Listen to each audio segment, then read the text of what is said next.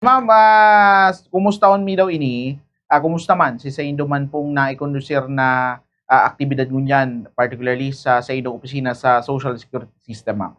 Okay po. Tama po kamo diyan, Sir Manny. Nagkondusir po ngunyan ng SSS Naga ni nga race operations diyan po sa Milaor, Camarines Sur. Ano po? So sa ginibungon niyan, ito po ang satuyang binisita.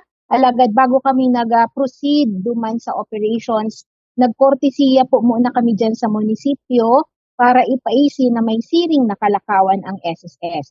So, pig-mention na ta po duman na ining run after contribution evaders or race campaign, sarok po ining kumpanya na isinasagibo kang Social Security System or SSS para ma-share to po ang pagsunod as in pag-comply kang mga employers ta sa indang obligasyon sa irarong po kang Republic Act 11199 or ang Social Security Act of 2018.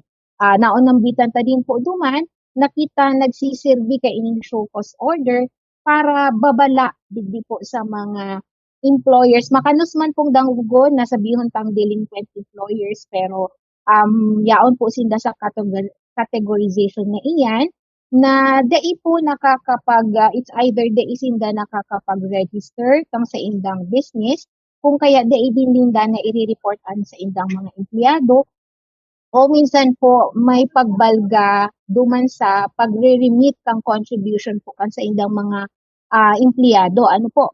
Objeto din po kaning raise ang hikayaton ang satuyang mga employers o encourage ka na sinda mag-remit kan sa indang SSS contribution sa tamang oras po sa itinakdang deadline sa pagbabayad kay ini para po ma-share to na mag-qualify ang sa indang mga empleyado sa mga benepisyong pwedeng nakalaan sa samuya pong mga SSS members o sa indang mga empleyados. Ano po? So sa puntong ini dyan po sa Mila or Camarines Sur, pito po ang pigbisita ta and ang kadaklan po kang mga violations kay ini is non-registration and non-reporting.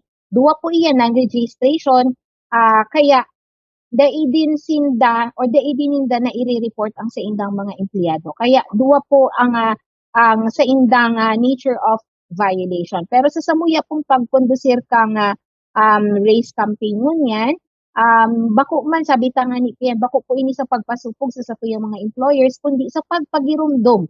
Ang iba po kaini medyo nalilingaw o na dai po natatawan ng pagkakataon na seryosohon ining kumpanya kang ini pong kampanya kang SSS rather. So kita po nagtatao digdining extension pang 15 days para po sila makakapag-comply. So sa case na ni itong pito na to, gabos po ito non-registration and non-reporting.